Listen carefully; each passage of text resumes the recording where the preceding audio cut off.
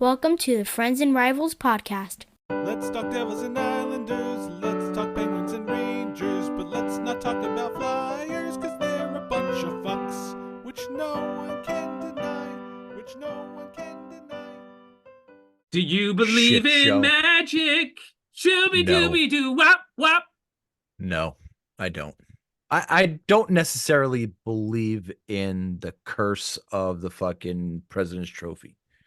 If it was a curse, then nobody would ever win, right? Well, true. The last team that won it was the 13 Blackhawks. They were the last team that won the President's Trophy and the Cup in the same year. I don't know that it's a curse. I don't know that it's bad luck. I just think it's been a coincidence more than anything else. I don't buy into the whole curse of the President's Trophy. I don't. Sorry. Not a curse, but Not definitely that's at this practice. point, like an indicator that like regular season success just does not translate into postseason success. Well, Agreed. they're obviously two different games. 100%. Playoff style hockey, the way it's reffed, the way it's broadcasted, every fucking thing about playoff hockey is different than regular season hockey. Yes. How Agreed. does that get fixed? How does that get fixed? Call always penalties? it's always been that way. Well, it shouldn't be. But It- it's always been 1000 that way. It doesn't matter. It shouldn't Liberties are always taken with regards to the penalties that aren't called in the playoffs. You've seen it time and time again. The teams that are gritty, more defensive, typically have an edge because they can get away with more because the refs put the whistle away. I mean, it's not the McDavid show when it comes to the playoffs. I mean, maybe this year it is, but Maybe this year. it is. normally he's getting mugged and beaten up, and just like everybody else in the offensive side of the fence, it just happens that way. Yeah, I agree with you. So I don't know. I'm just in a bad mood for obvious reasons. I'm not in a bad mood. I haven't figured out what the fuck I am right now. Like, I'm upset, but look, they lost what? 3 1-goal games Right.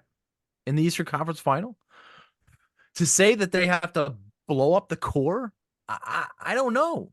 No. I would consider trading Trouba and his $8 million cap hit for a number 5 or 6 defenseman. You can't pay your number 5 or 6 defenseman that way. But I don't know. I don't think I'm there. I think everybody who's reacting is just reacting emotionally, and I usually do that. But I'm not this time, and it was weird. You know, I was very calm during the playoffs. I didn't get really stressed out until the Florida series. Like there was no way, and I alluded to this before. There was no way that they were losing to Washington in the first round. It was impossible for them to lose to Washington in the first round. And I felt just this calmness during the entire Carolina series that they were going to beat them. Not against Florida. But still, I still wasn't as anxious, emotional, or completely stressed out as in years past for some strange reason. I haven't put my finger on it yet. But I don't think that this is a blow up the core type of off season. Again, I think he can look at trading Trouba, but again, I'm still in the throes of it being 3 days since the playoffs ended for the Rangers. So I'm gonna need a little time to kind of digest and figure out for me what their next steps are. But it's completely in Drury's hands. I think he after 2 years ago when they lost to Tampa, he said, all right, let me go the superstar route and let's get Tarasenko in here. Let's get Kane in here. Let's just load it with just complete offensive guys. And that completely blew up in their face, right? And this year he kind of went back to the well of going with, guys who fill those depth roles, but he never solved the right wing problem, the number 1 right wing on the top line.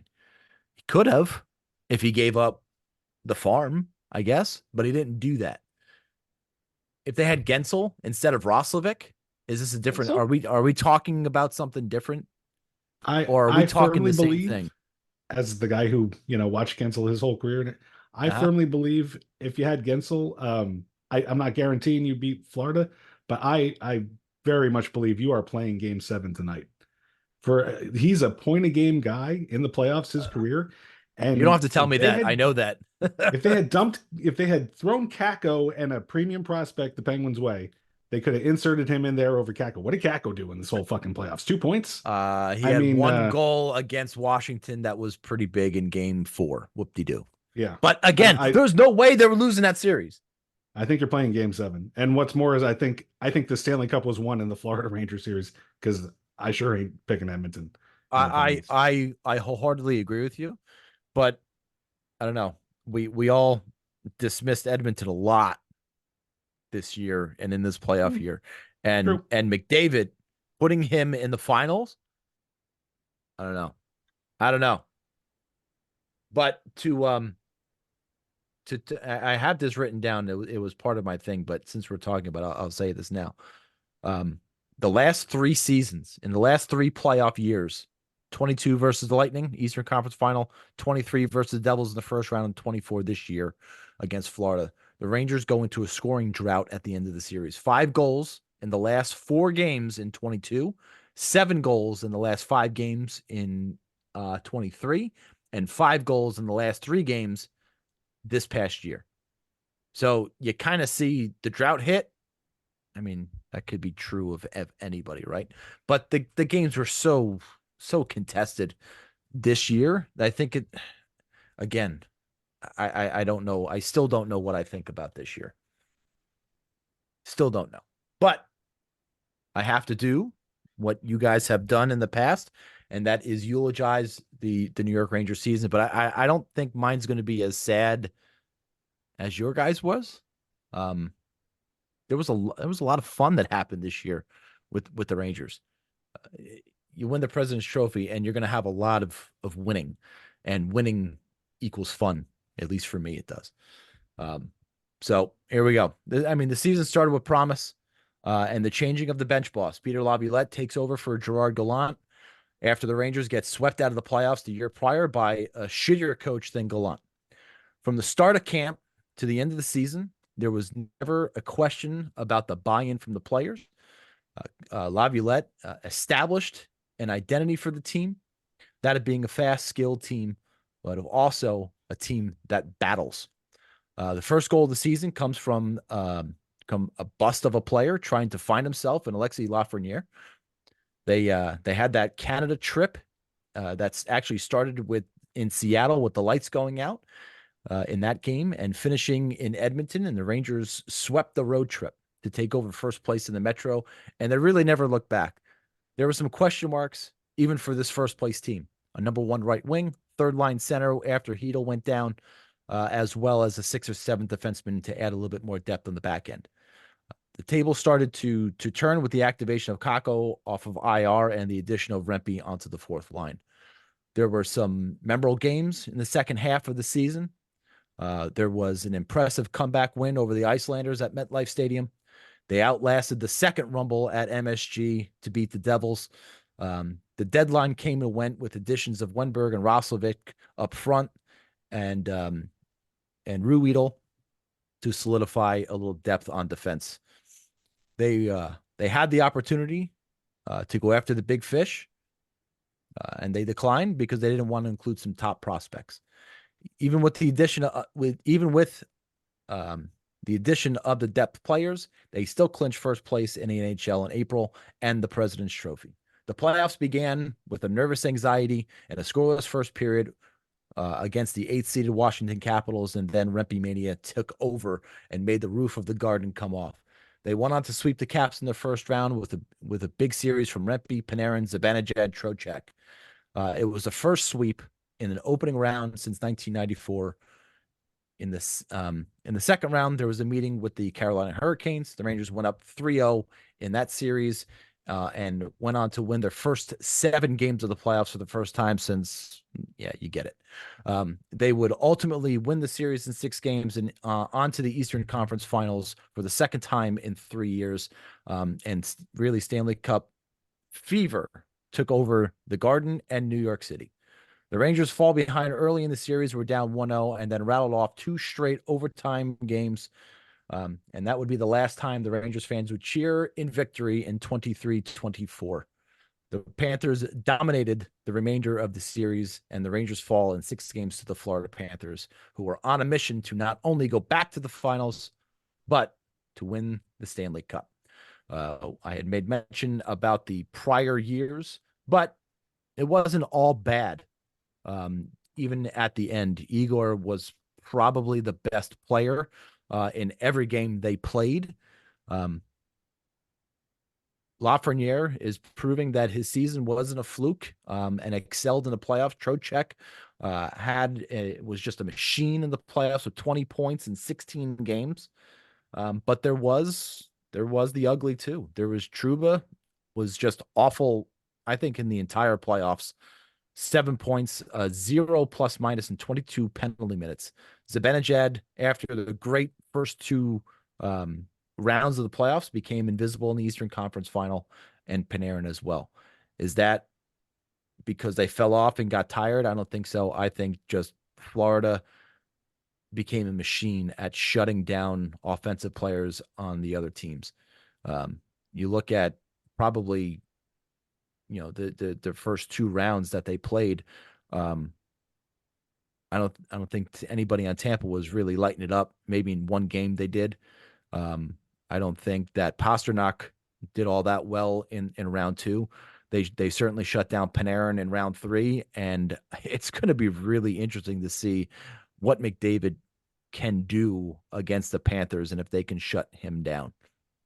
But listen, it was a great season. It was a memorable season, the best regular season in team history, a President's Trophy, and an Eastern Conference Final loss.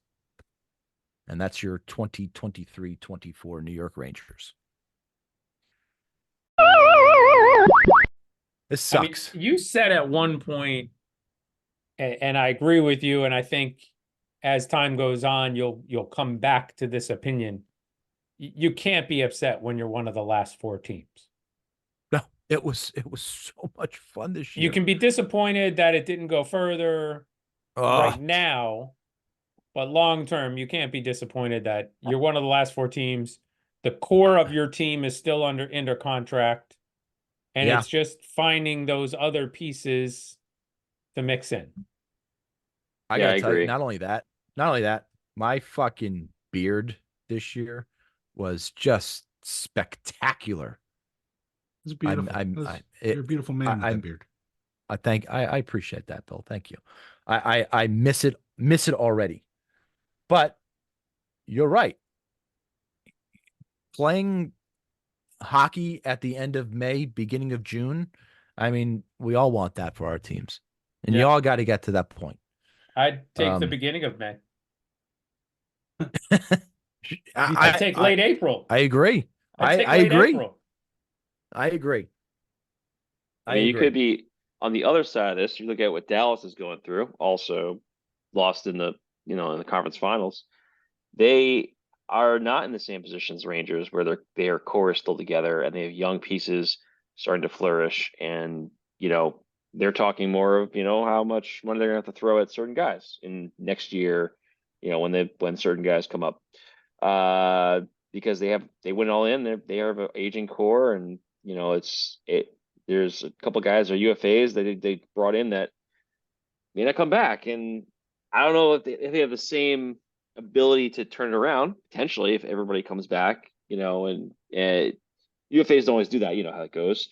Especially someone like a Duchesne who has bounced around a bunch, and Pavelski, who may have played his last game. I mean, it's hard, and their core, I feel like, is, well, they've been there twice now, really, really close. I think I would say like 2 years, like really, really close to get into the to win the whole thing. it eventually that core is going to run out of steam unless you retool.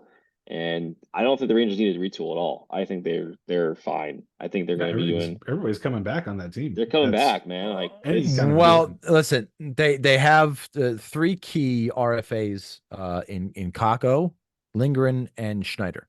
You're Yeah, but a RFA. year, yeah, you're a year away from a Lafreniere arbitration, right? Because so he can have a very impactful season next year and really damage your cap, and you got to figure out what you're gonna do with Shesterkin. And not figure out what you're gonna do with him, but how much you're gonna pay him. Yeah. Bobrovsky is what, $10 million, and he's the highest paid goaltender in the NHL. I could without question seeing Shesterkin's number being north of that. True. But that's 1 year where you have Panarin making 11.6, you'll have Shesterkin making 10 plus, and you'll have Adam Fox making 9.5, with Trouba making 8. Yeah, but So you got a couple years until there's that happens, right? that's next year. After next year. After next year. So Yeah. you got them all locked But- in for next year, though. They're all under contract. Next year, yeah, you can basically bring everybody back next year and do it again. Except if you have Offman on the team, you'll have a little over $4 million at the deadline. God willing, everybody stays healthy, right? And if you don't, if Offman is not part of your lineup next year, then you'll have somewhere along the lines of $8 million at the deadline. So there's a lot that's going to play into it. And I just, for right now, and knowing and seeing the way Drury has run this team the past couple of years, and the dedication they showed to Barclay Goodrow, who, he was right. He was 100% right about Barclay Goodrow, especially what you got out of Goodrow in the playoffs this year, where everybody's shitting on Trouba and everybody's shitting on the $8 million, cap hit he's going to have next year. I mean, is that something you just go with, or is that somebody you look to trade? And if you can't trade, then you buy him out. His buyout is $4 million next year, $4 million a year after that, and then $2 million the next 2 years. So it's manageable, his buyout. But I mean, It's a tough call, I but think Trouba. it's all about Trouba's value. the big. It's all about whatever value you can get for the money that you're going to spend or you're going to throw away after him. So, I mean, it just depends on like trade him, how much salary do you have to retain? Are you giving away for nothing to dump more salary, or are you getting something back? I mean, it's all part of the equation that the general manager's got to measure. You can honestly make the argument that if Zach Jones was in the lineup instead of Trouba, I don't think you would have fallen off defensively. For as out of position and as many penalties as Trouba took in the playoffs, I think you would have been just fine. Even with Chad Ruedel in the lineup, I think you would have been just fine. That's horrible to say about a guy who's making $8 million. I'm not shitting on Zach Jones or Chad Ruedel, right? But I'm just making a point here that Trouba's making $8 million. He's got to be your number one shutdown defenseman and not make those stupid mistakes. And he's got to be that guy. He wasn't that guy in this playoffs. And you can argue he wasn't that guy this year. Making $8 million a year on the back end, it's tough. With that $8 million, you could do so much more with this lineup and add pieces that you could definitely get a number one right wing. Hell, you can fucking trade Trouba and then trade for the rights for Martin Necas. Problem fucking solved. So there's a lot that's going to go into this year. There's a lot that the fans want to do with Trouba, and I'm sure with a number of guys in the lineup right now because the wounds are still fresh. But I think when it comes down to it, and at the end of the day, you're going to see a very similar New York Rangers team next year that you just saw in the Eastern Conference Final this year. Bottom line.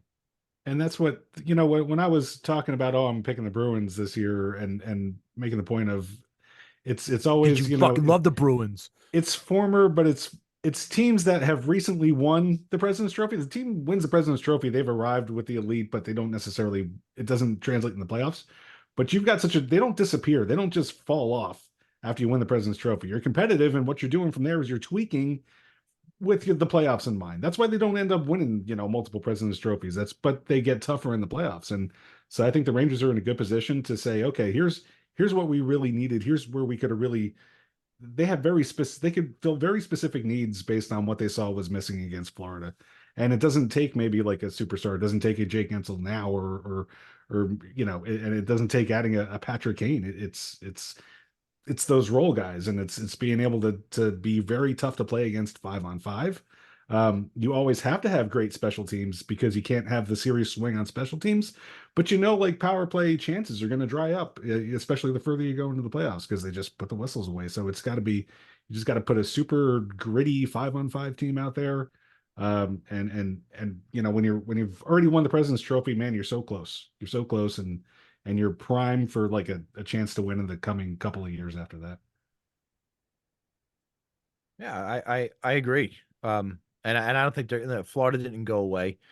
Boston didn't go away. All these teams that have won the President's Trophy in the past, don't go away the next season. They might have a lesser season the following year, for probably for a number of reasons, but they always seem to come back better. Yeah, Avalanche did it recently. The Washington Capitals before that. Yeah, you're always right there. Yeah, but Trouba this year definitely leaving a bad taste in everybody's mouth. And I think after next year, this time next year, is where they're going to probably have the question about the core and what to do with them. Kreider will be another year older. If they keep Trouba this year, he's 1 year away from UFA. Do you make a move there? Because again, you're going to have to re-sign Lafreniere after next season. You're going to have to re-sign Shesterkin to a big deal after next season. So there's a lot that you got to think about in the next coming seasons, to where this core may need to be broken down, or you may need to trade some players in order to free up that cap space to keep what you feel is going to be your future. But I don't, and we don't know what the cap situation is going to be going into 25, 26. So to talk about and say things now, I think is a little premature, but that's even Nick said it in Money Talks, a few weeks ago, about the Rangers and what they can do in the next couple of years, what they'll have to do in the next couple of years. And it's no different than what any other team with superstars and elite players has to do. There has to be a time where the elite players aren't elite, and they shouldn't be making elite money, or they've worn out their contracts.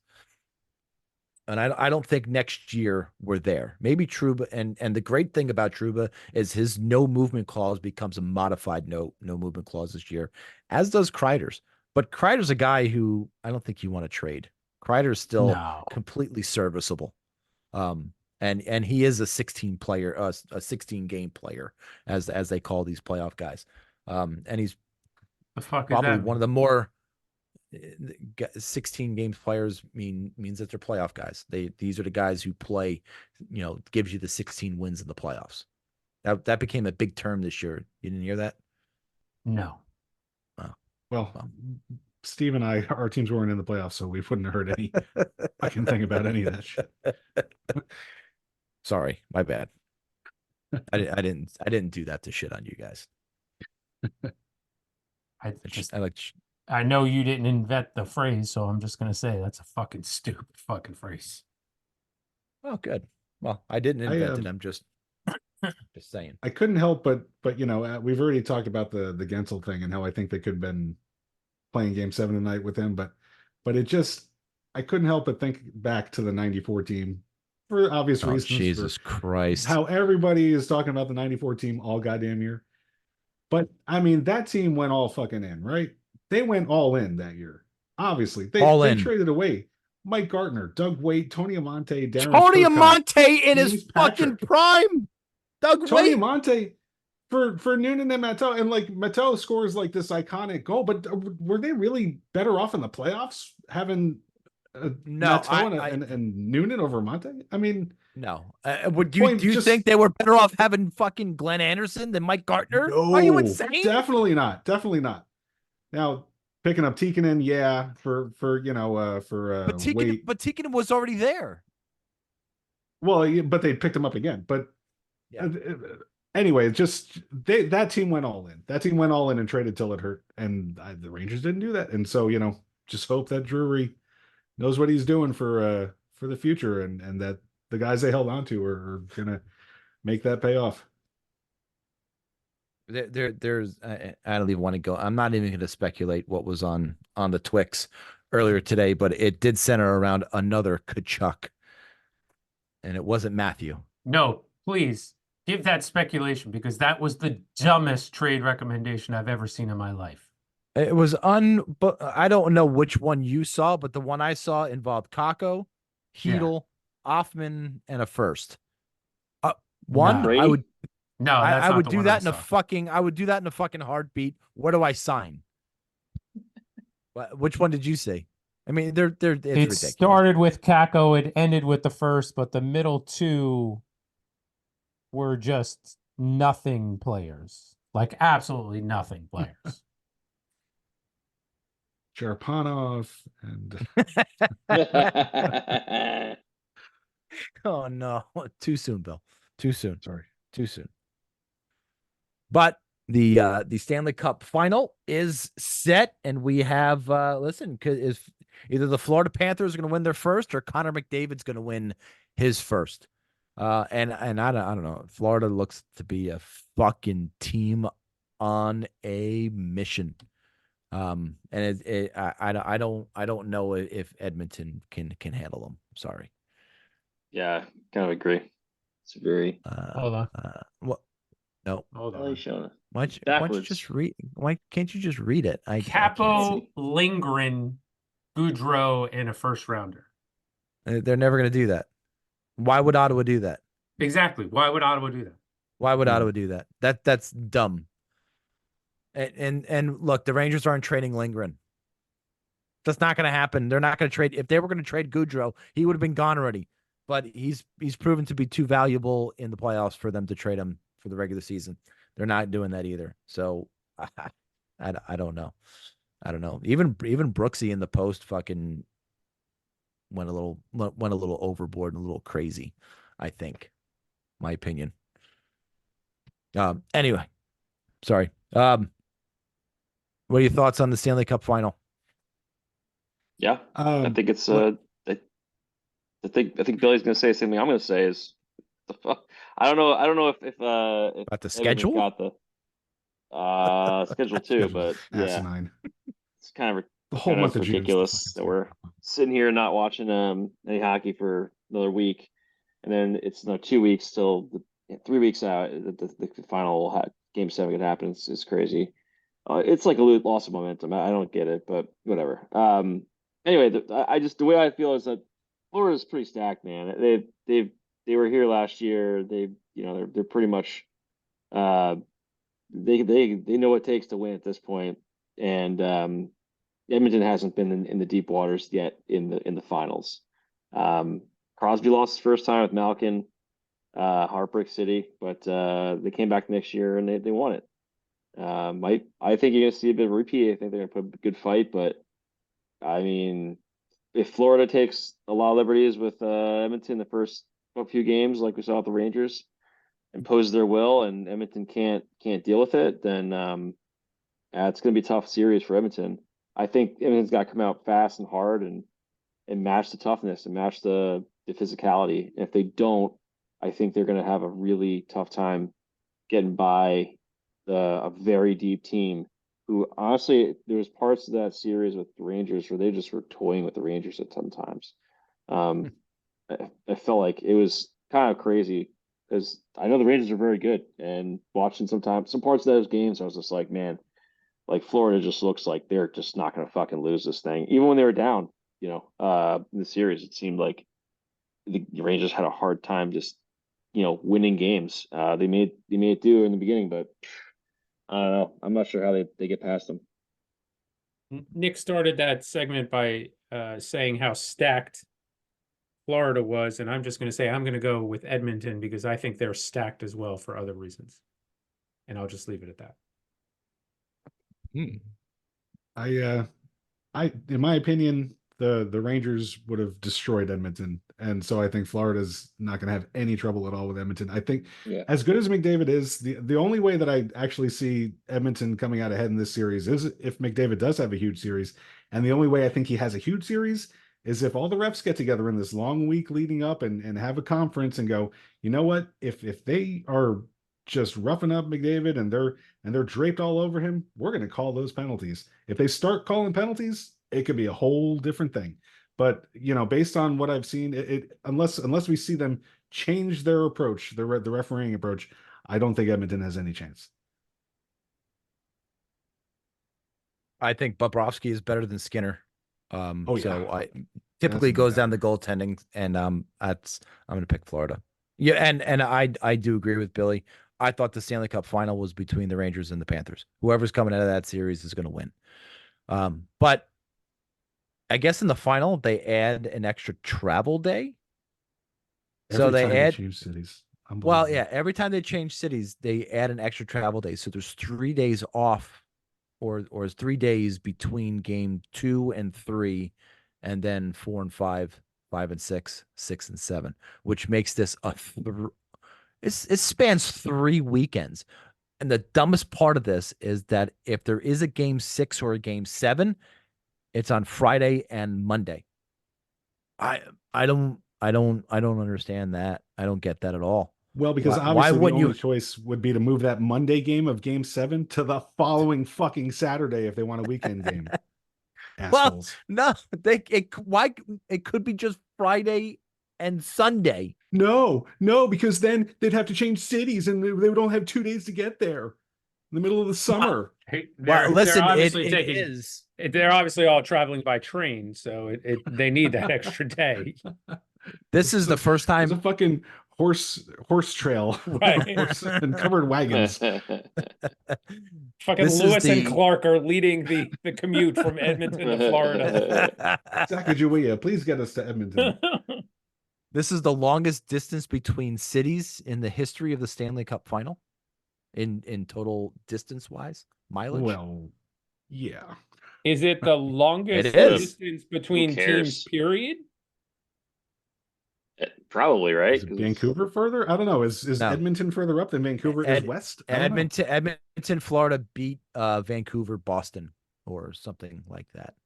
It's like 2,500 miles compared to Vancouver, Boston. It was like 2,400 miles, something like that. Edmonton to Sunrise, Steve. Sunrise, Florida. To Sunrise, Florida.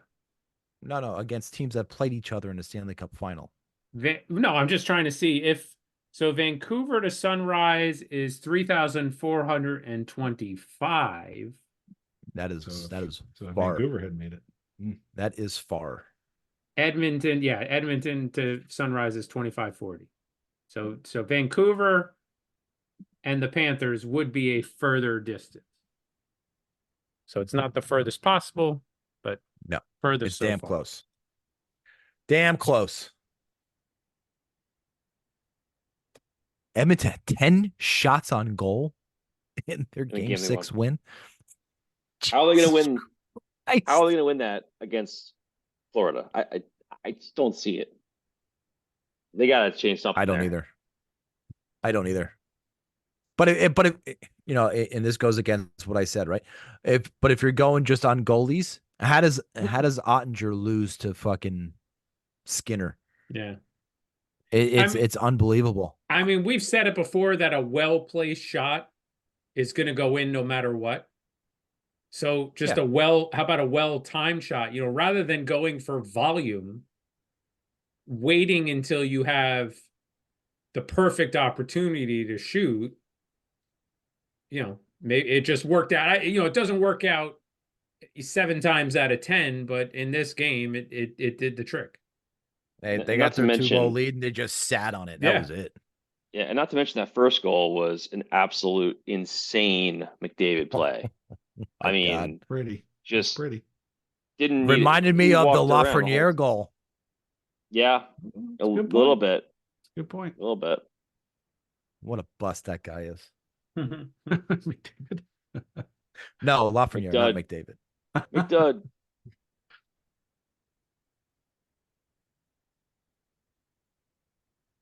McDud. Fuck everybody at the NHL right now.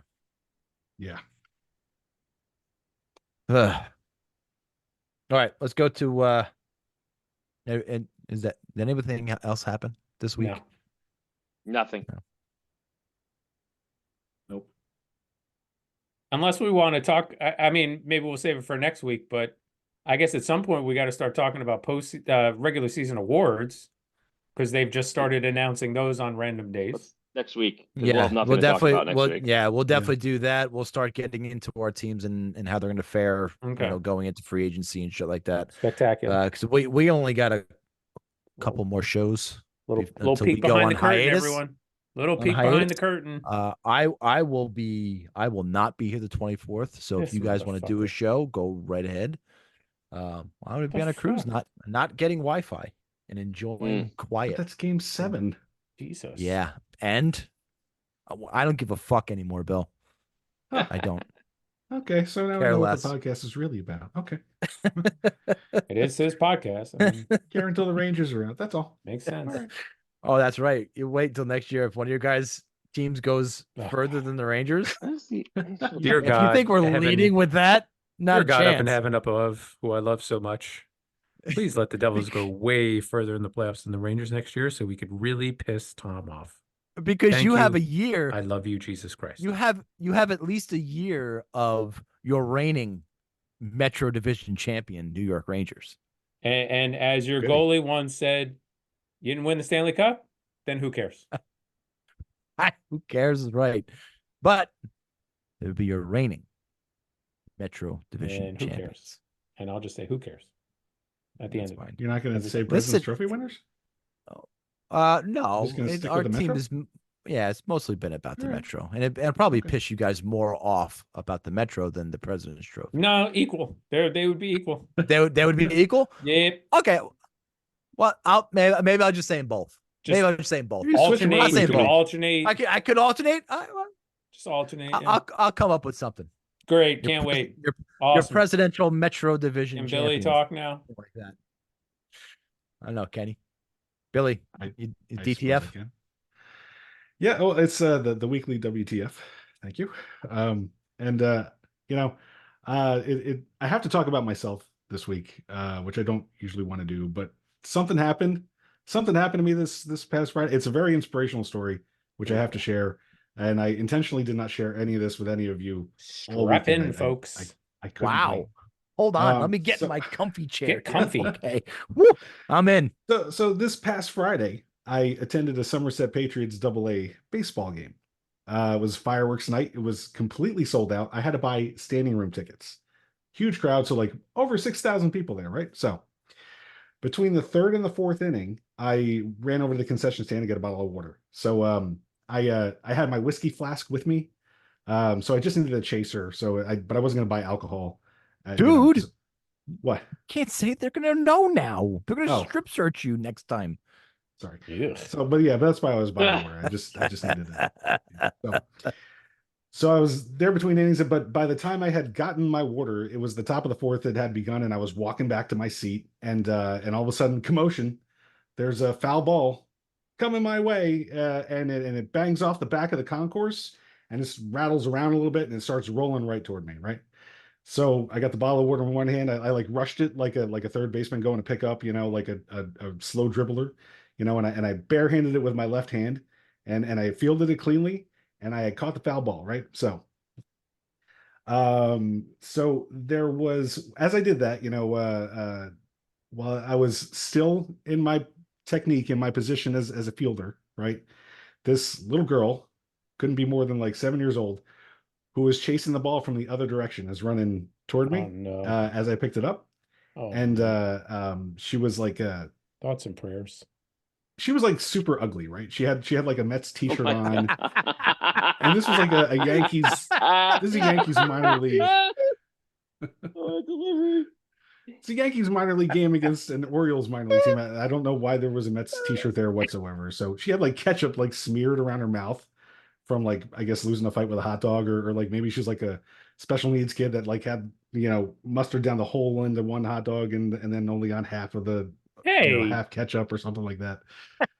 So she like instantly grossed me out, but like I did not hesitate. I literally, like, in one motion, like after I fielded the ball, I reached toward her and I offered her the ball, and like completely made her day. She was so happy. She ran back to her parents, and her parents were like one of those ugly couples that you like, looks like they met at church, like, and like they wanted to procreate, but like nobody could look at them with lust straight through their 30s because they were both ugly. But the parents were really pleased to get the ball too. They thanked me and everything. they wouldn't be pleased if I they thought heard nothing of it.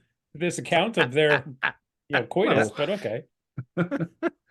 But anyway, so I absolutely made this kid's day, right? So and I heard comments from fans like who were nearby who saw the thing, like one of them's like, "Oh, that was nice. Hey, that's a good guy right there." And another one actually said, "You're a hero, dude.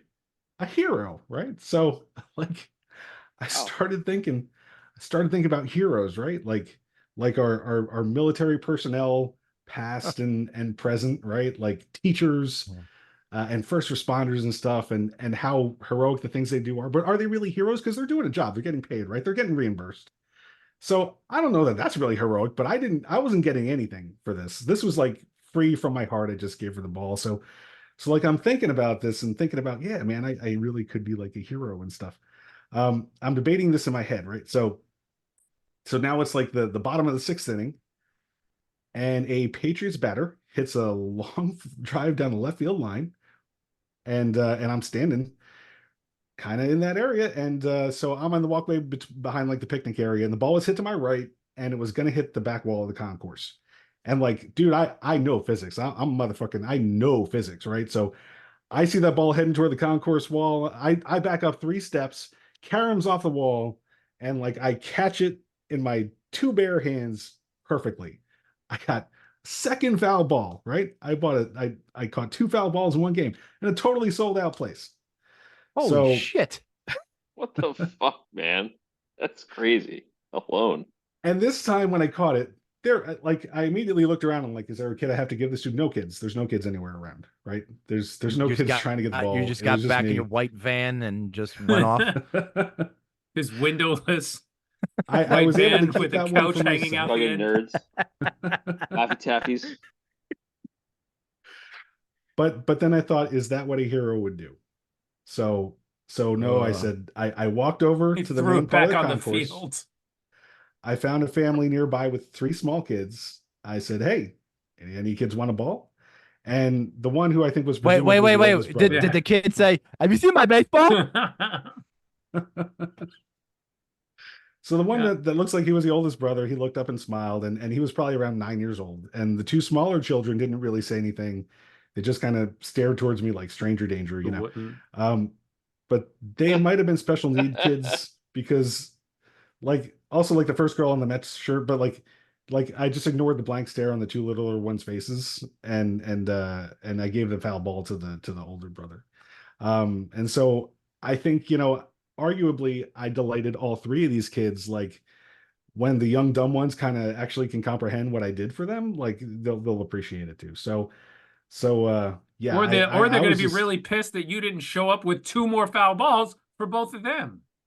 Well, they got to learn to share. You obviously love their older brother more than you love them. Well, he was the only one that responded, so I couldn't really give it to anybody else. But yeah, that I just I was very giving. I was very heroic. I caught 2 foul balls. I gave them both away, and that was my Tom. You're raising your hand. Is there something you want to say? Yeah. Did you go alone to this game? No, Casey and his girlfriend were there. Okay. But they were just kind of wandering around on their own in the standing room. Yeah.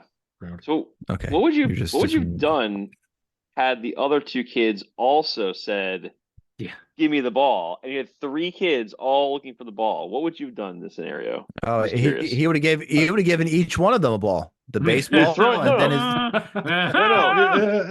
No, you would have thrown it back in the field. Mark right? the time to edit that part out. Complete Well, transparency. I would have that's given it to the true. older kid because he would have outreached them, and yeah. So Also, how much of a creep did you feel like walking up to kids saying, "Hey, do you want a baseball?" I Didn't was feel doing something. a I little was doing dirty. something heroic. No, it was very, I don't Was know. the Superman song playing in the very background? altruistic of me. I could have kept that ball. And for seriously, myself. no thought in your mind, hey, look, caught this foul ball. I looked around. I tried to give it away. I'm going to just keep this one. If I had kept it, I especially would the not have second known where one. it was by the following day. Dude, you could have given it to your son. I suppose I gave him a few foul balls that I've caught. When I've only caught one in a game, I've always given it to him. Also, can we Way just back in the slow day. down on the catching of 2 foul balls? Uh-huh. You caught 1 foul ball. You retrieved another. Oh, I caught it clean though. Like it was a grounder. It was if you field a grounder, did you catch it? I don't Did you catch a know. grounder if you fielded? I feel like you did. You retrieved it after it rattled around and rolled in your direction. Well, whatever you want to call it. How many pins did you have on your baseball cap? I'd like to buy 1 ticket for the New York Metropolitans. Were you walking around with a cowbell or a I hate plate the so fucking people could bang cowbell a people. spoon on it or something? Fucking hate. I hate cowbell people. I hate the pot guy. Fuck all of them. I hate You the have a give me a giant D net? guy for the Devils. you I come hate to? fucking Dancing Larry. Fuck all these fucking. I hate Fireman Ed. Go fuck yourselves. All you goddamn people I believe who they're think you're called mascots. super fans. Wow. Wow. That's a daily WTF or Get- or a weekly WTF for another day. Can't wait for that one. Holy hell. Well, Billy, I will agree with you. You are the hero of the week. Congratulations. Oh, thank you. Oh Thank you. boy. Are we gonna? There's a hero comes along. I mean, is that the song we're gonna hear? I mean, I saw you writing something Why? down. Spoiler I alert. thought, did you ever know that you? That looked Oh, like the yeah. one- Yeah, the one- 952. goes 952 my hero hero. song.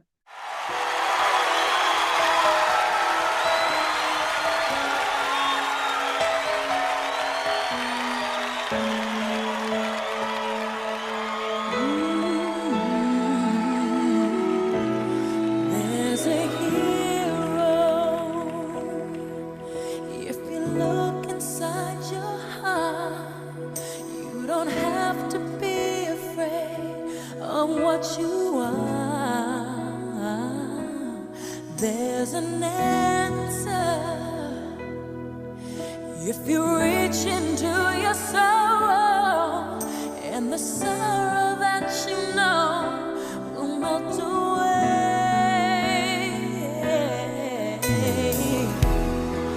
and then a hero comes along with the strength to carry on, and you cast your fears aside, and you know you can survive. So when you feel like hope is gone, look inside you and be strong, and you'll finally see the truth that a hero lies in you.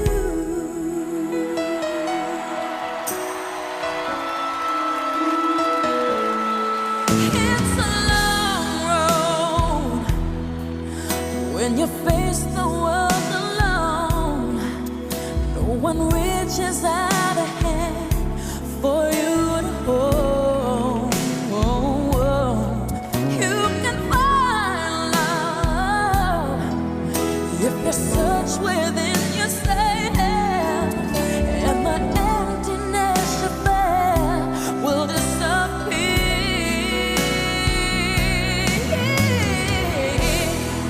And then a hero comes along with the strength to carry on, and you cast your fears aside, and you know you can survive. So when you feel like hope is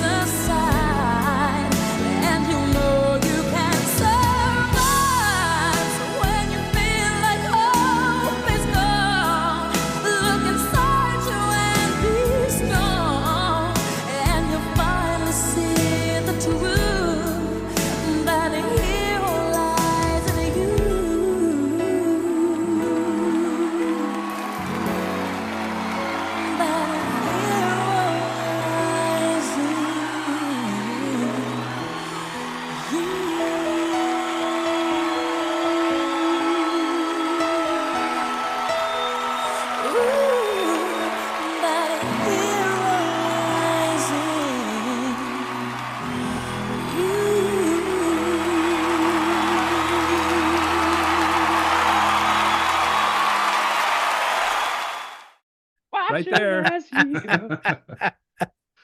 Catching flower balls left and right. Give him now as it goes. Jesus, I didn't know Nick had those pipes. Wow, this Goddamn. this was great, I Nick. could Keep sing. going. Bill, Holy I shit. just have one more question for you. Yes. Did you come? Oh wait, that's Tom's segment. Sorry. Oh, wrong segment. Too wrong early. segment. Of course he did.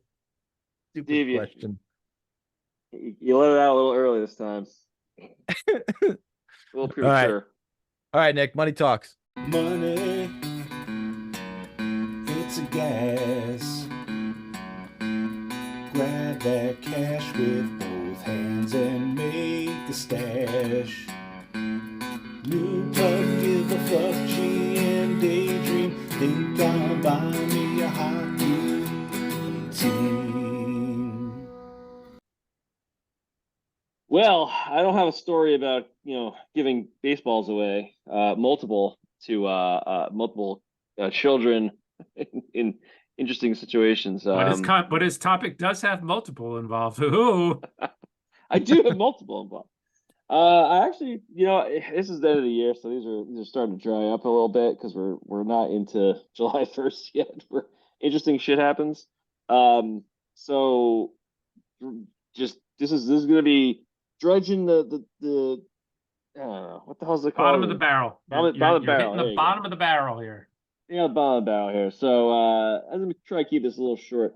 I'm gonna jump ahead a little bit since Mr. Alexis Lafreniere's name has been in the news a bit, and I think it's been kind of funny just watching this. Also because Tom has made the first year trade him, he's fucking terrible, he's on Boston, and then back up and down and back up. But this is it. I think he's finally. I think we've all kind of seen it. He's a good player, and I think the best is to go for him. So the point of today is what's his second contract going to look like? He's got one more year, and he's going to be an RFA. It'll be his third contract. His third contract? Yeah, he's rookie currently deal, the bridge deal. going into the second year of his bridge at 2.3. Oh, is this bridge deal? Wait, Yeah. what? His entry level 925 with the bonuses and stuff like that was his. He's this is going to be his 5th year in the league. This is going to be a terrible What the fucking segment. Just Okay, not off to a great start. Well, hold on. Did I misread something? He's going to have to I did rewrite everything. Oh, no, I did. It doesn't matter. That part's irrelevant. That's why I didn't look at it because it's like I have a microphone in front of me. I'm an expert. He knows everything. He's an expert. No, because so his year, he didn't have a 4th year on his entry level deal. It's 3 years, and they did a 2-year bridge. Whatever. It's the same. It doesn't matter because it's the rest of it's all the same. The reason is I'm looking at. I did a comparison of a few different players, all in the same kind of scenario, centers and left and wings. So it's not going to be identical. But the point being that after the 4th year, which is Mr. Lafreniere's, about to go into his 5th year, has kind of been a jumping point for a number of players. It's not like uncommon. Why it's been more of a polarizing piece for Lafreniere here is that he was number 1 overall pick, and whoever you believe can say there's some people that felt he was the next best thing since McDavid prospect wise. I didn't really believe that. Others top 5 and lots of top 5 top 10 best prospects in the last 10 15 years, whatever. Anywho, all that said, he had obviously a rocky start, and then he's really gone up, especially in the last few months. Playoffs, he's been spectacular, and he's played much better. This year he almost hit 30 goals. He's at 28, 57 points in the year, and he never really broke 40 points in the previous 3 years, playing pretty close to all the games in the year, 79, 81, 82 this last 3 years. But what's been interesting is looking at, some guys like, let's say use McKinnon as an example. McKinnon, he came out hot as a rookie. He was Calder winner. He had 63 points, 24 goals. But then the next 3 years, he kind of really, evened out. The injuries and, other things like that, combined into it. But He only had 38 points, 52 points, and then 53 points in the first year he plays 82. Second year he plays 82 games in his fourth year of his career. Before he then ended up shooting back up, starting that ascent into point per game player where he is now. He signed a 7-year, $6.3 million deal in 2016, 2017. So pretty good amount of money, obviously 7 years, that's also a few years back. So the cap was a little different. Another very close comparables is another guy in the finals this year, Alexander Barkov. He had a very kind of similar thing, 24 points as a rookie, 36, 59, 52 in consecutive years. Didn't play full 82 games any of those years. He definitely had some injury issues. He might be more on the higher end because he was a Selke candidate for every 3 of the 4 years he came into the league.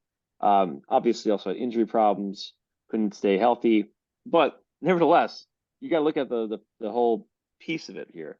He also signs a 6-year, $5.9 million a year, $5.9 million a year for the same year as McKinnon, 2016, 2017. And then just to bring in a little more kind of more recent signings, let's use Jesper Bratt. Jesper Bratt had a very kind of slow start to his career, 35 points, 33, 32, 30, and then he started to explode in his 5th year. All these guys, the same kind of scenario, they all started to have that 5th year blow up.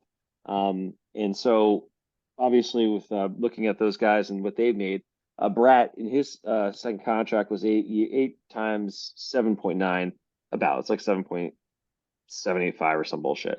Anyway, 7.9 in 23, 24. So this is this year. So if you look at it that way, you got, 5 years ago now, it's like 9 years ago. McKinnon and Barkov had their deals, around $6 million a year. And then, now we have Bratt almost $8 million a year. And they all have very similar kind of, jumps. Now they all had different positions where they were drafted. They all had different, Barkov and McKinnon are both centers. Barkov, even though he had probably a better all around, it didn't net in more money, probably because McKinnon was more exciting, offensively and number 1 overall pick, things like that. So what does this all mean is, looking at Lafreniere, I mean, he's starting that ascension. He plays for New York. He obviously has had a big playoffs, and he has a big, 5th year jump, which I think a lot of us probably could see. He's probably going to have a pretty interesting deal, and around it, it's got to be around what Brad makes. It's got to be around $8 million a year. You don't think so? You think he's going to be less than that? So, in my humble opinion, there's two trains of thoughts here. One, next year, he doesn't play on power play number 1, and he has basically the same season he has this year, plus or minus 5 in each of the categories, right? Sure. He is then a $6 to $6.5 million a year player on his next contract. If he gets bumped up to power play 1, and he then starts producing and catapults into the 70 to 80 point range, I think it's a different story. And then I think he's probably in more of the Stützle contract around 8.5. 2 trains of thought. Sure. Would you rather Lafreniere or just for Bratt? I mean, how old is Bratt? He's 26, 27? Maybe in that range? Or is he younger than that? No, he's younger than that. He's 25. 25. I don't know. I need to see Lafreniere play a full year at power play 1 to give you my honest opinion on if I was going to have this player over that player. Because he's missing out on 20, 25, maybe even 30 points by not playing on power play 1. With those guys, it could be more. Okay. All right. Fair enough. I think I would immediately have Lafreniere over Bratt. Personally, I don't think it's a question to me.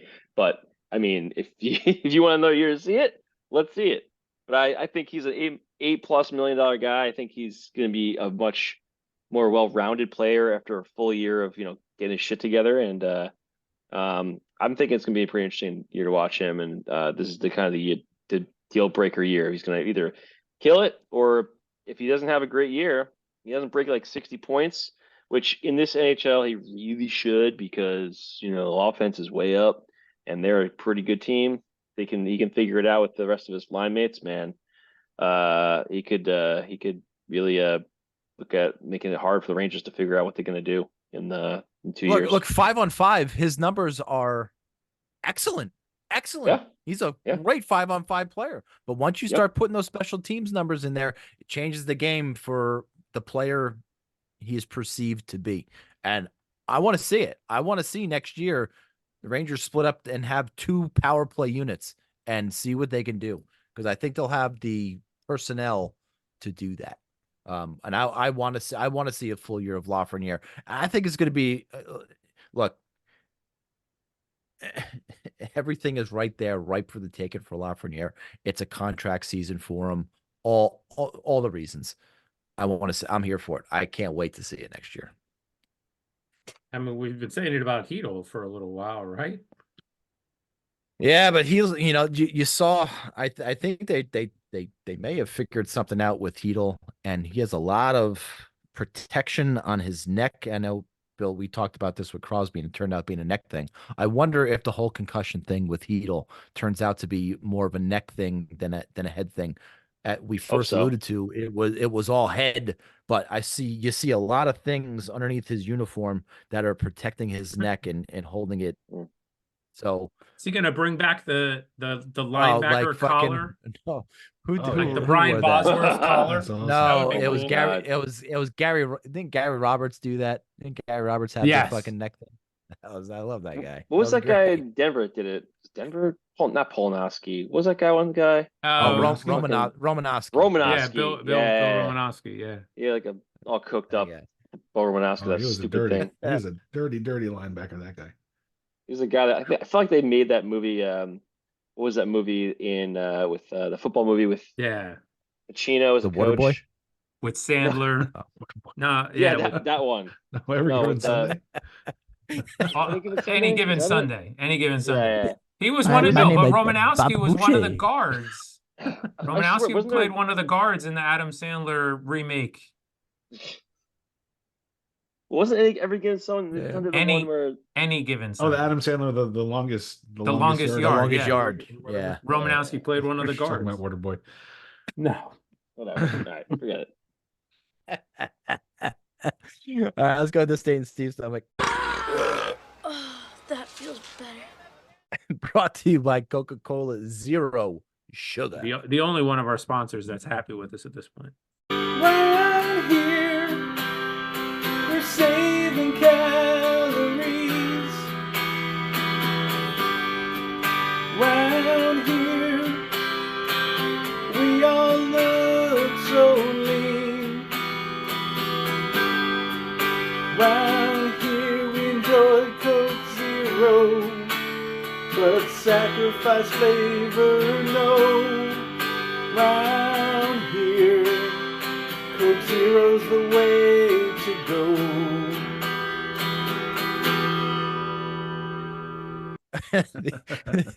Well, listen, Nestle Quick is coming back, and Well, I don't know. E-Trade. Sorry, guys, I dropped the ball. I'll have to see if things get rebranded over this next offseason. I think we are due. And I have some ideas for Nick.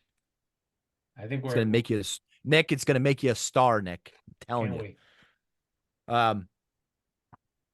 This one's gonna bring us to the year of our Lord 2011. You know what happens in 2011. Oh, it's prime Right? time, baby. Everybody kinda know. knows. Your prime Please time. go to March 31st, February. 2011. March No, March. 31st. March, not February. What the fuck did you say February for? March. Did I say March 31st? Yeah, but you said February. For Sorry, some I was stupid on reason. February at the time. Oh, okay. There's no That's 31st in good reason. February. Not even on a leap year. Breakfast was Wait, an okay, apple. wait. Why are you covering the camera? Sorry. That's all right. March 31st was a Thursday. Our audience needs to see you. Breakfast was an apple.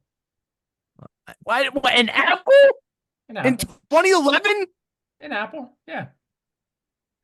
Because I had to make room. I had to make sure I had plenty of room at lunch for my Four? pumpernickel bagel.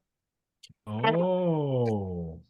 Pumpernickel There bagel you go. and a can of Pumpernickel Coca-Cola for bagel. lunch. Wait, 25 wait, minutes. wait. Play the song right now.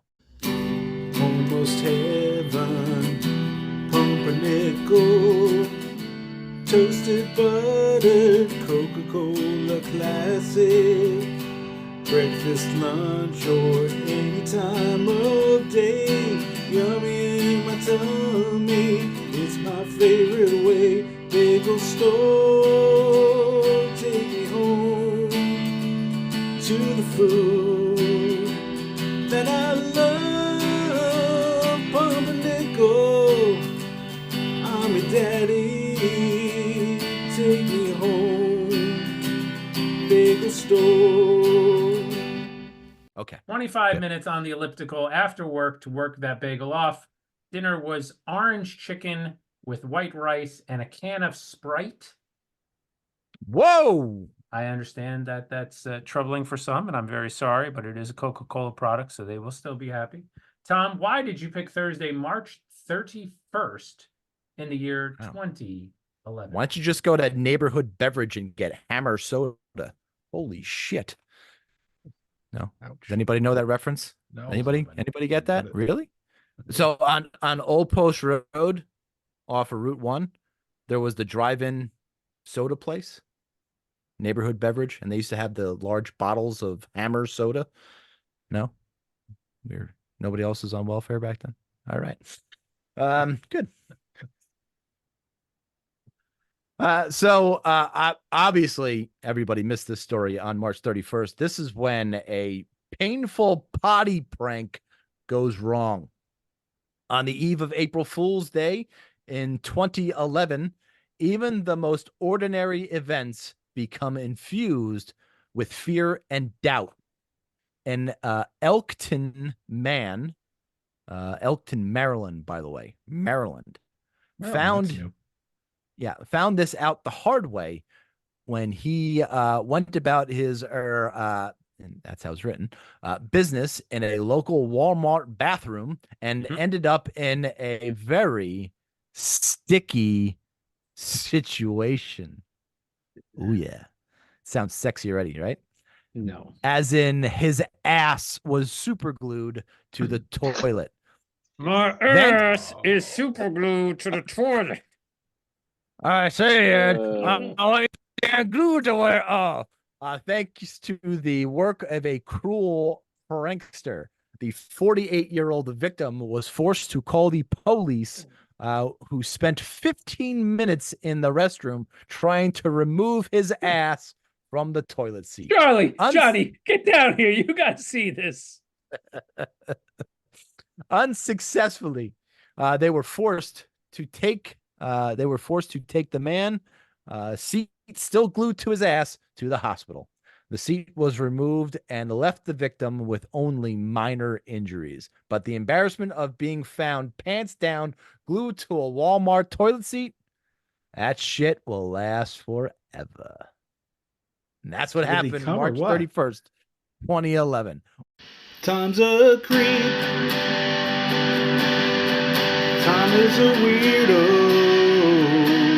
Where does he come up with this shit?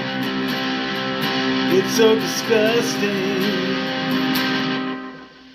Well, you already did. That's already done. I never said that I did. Oh, you did. Stop it. This is the case of customers and employees using the same bathroom facility at a store, and its employees just fucking around and having a good time and seeing. You think that was it? Yeah, seeing what kind of shenanigans. Fucking around. It's like crazy glue. Felony. It's like crazy gluing a penny to the how. It's a felony. You sit. You gotta get your ass removed from a toilet seat, dude. That's some kind of assault. That's gonna hurt. Guy had injuries. Well, he only had minor injuries. Get abrasions? I don't know about. You're never gonna charge anybody about. But how about it's a great advertising campaign for the super glue company. Well, if they got footage I of mean, him if walking that, out of the you know, restroom with a literally toner had to attached take him. the toilet apart. Well, didn't Crazy Glue do the thing with the guy with the I-beam on like some skyscraper and his hard hat glued to the Yeah, fucking I-beam? Which is That fucking stupid. that was good enough. Wow, that you really think he was on a fucking skyscraper when they shot Doesn't that matter. commercial? Yeah, but you don't think yeah. people tried it? You can't have false advertising. Wait, I need to write that down. Try and find story. Can't wait for next week. Story. Let's just hope it happened with between 2010 and 2012. Super I don't think so. glue construction skyscraper. Stay tuned, everybody, because you're going to want to hear how this story works out. I might start looking tonight for that one. This guy really doesn't have anything else to do now that his Rangers are out. I'm watching fucking Monday Night Raw tonight. It's a good thing the Yankees are in first place, so I can watch them coast through the regular season and then blow it in the playoffs. By that time, hockey will be back on, and I'll be very happy. I can Very wait true. Very true. for next season already. I mean, it's already been long for you, right? Oh For you my guys, God. It's been like it's Yes. been like 2 months, right? Time, you know how time we've talked about it in the past. I know how time works. Yes. How time moves slow at certain points. Yeah. When your team isn't in the playoffs and your most hated rival is in the that was playoffs the and greatest. succeeding, Oh, it's it the makes best. time go 5 times as slow. Oh, Since the end of the regular season to now feels like to me like it was 6 months long. Mm.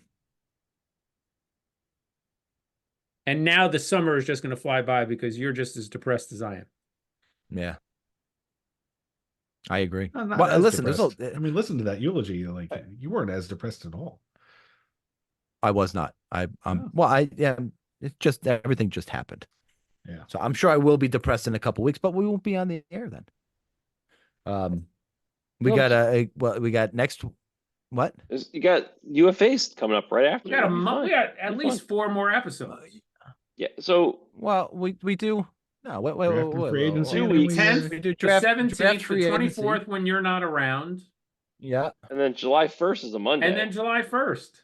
And then We we got got July We 1st. probably want to do one the we- week after July 1st. Are we gonna do the 8th? Is going to be the last one? That's fine. I'm good with Probably, I that. would think so. Yeah. I would think so. I'm good with that. We could. Okay. Yeah. That makes sense. That'll be the wrap up. All right. Of Did all UFA. you listeners mark down your schedules? Just Yes. Yeah. Y'all So- know what we're doing now. So next week, I don't know.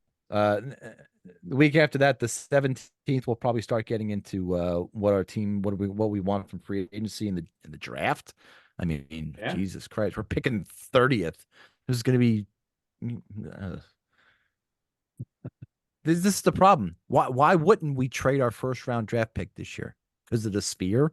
Doesn't have but it doesn't have the cachet. It doesn't have the strength Yeah, of a pick. but It might as we're well be a picking- second round pick. Right, we're picking 30th. Who gives a fuck?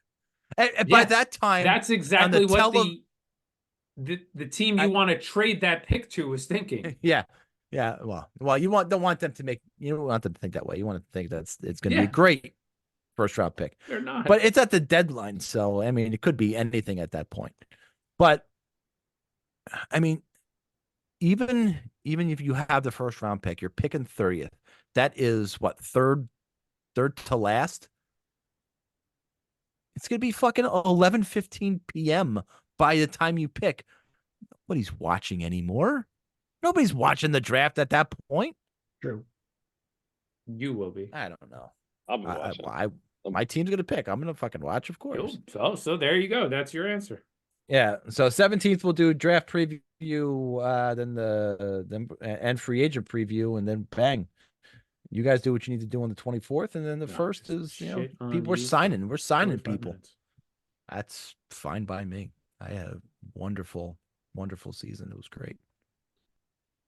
And then the 8th Next week. we'll see who the Rangers get to replace Blake Wheeler and Gustafson. That's basically what they're going to do. That's basically what they're going to do on July 1st. So, well, next week might be the shortest one we've ever done. I can't imagine there's going to be much for us to talk about. We say that and then we say that and it goes 80 minutes anyway. Dear God, heaven up above, who I love so much. If you could please make next week's episode manageable in terms of time, I would appreciate it. Is this your first episode recording? We literally just did an hour and 10 minutes and really didn't talk about anything, but next week's going to be quick. My foul balls. Oh, yes. Look how many balls Billy had. Billy's many balls. So many balls. Billy's many balls. I have multiple balls. Love my balls. Oh, wait. You can't go anywhere. Billy and Nick, take your phones out and click on the fucking link that Steve sent on the message. I need your. I mean, we're all Oilers fans. We're all Oilers fans now. Oilers fans. We're all Oilers fans. Yes. What? On the Twix link he sent. Oh, you sent the link? Yeah, we're all Oilers. So fans. this is not safe for work. They are a well-rounded team. They are a well-rounded team. God bless us, everyone. Fully loaded. Is that McDavid's mom? Is that McDavid's mom? Holy, I hope so. Well, let me ask Corey. It's not Perry. Connor Bedard's mom. Corey. That motherfucker is back as 5th team in the Stanley Cup final. Unfucking believable. Yeah, that's crazy. That is after the season crazy. he had fucking Bedard's mom, and then now is playing in the Stanley Cup and shipped final. away. Nope, you're out of here. You just happen to go to a Stanley Cup final team. Well, all I have to do to be a champion again is bang Bedard's mom. That's it. That's all you got to do. I think I can do that. Record fifth team. In the Fifth Cup. different team. First time ever. Kind of crazy. Picking the right teams, man.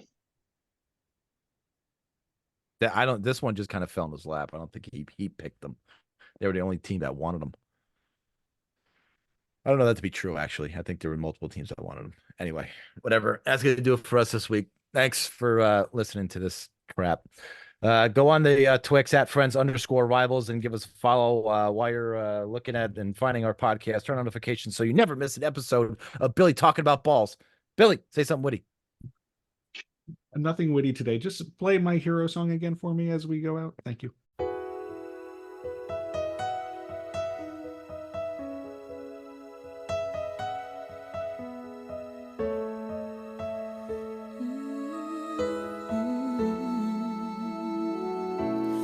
There's a hero if you look inside your heart. You don't have to be afraid of what you are. There's an answer if you reach into your soul, and the sorrow that you know will melt away.